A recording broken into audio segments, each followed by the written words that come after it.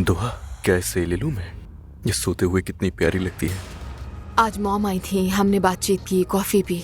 मैं जानती हूँ कि तुमने उनसे बात की। मैं बस तुम्हें चाहता हूँ दुआ।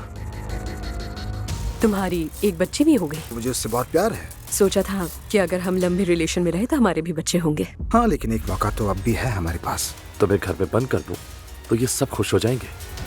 मैं कभी भी नहीं सोच सकता था कि नूर ऐसा करेगी। पता नहीं कैसे वो मुझे यूं रोंद कर चली गई।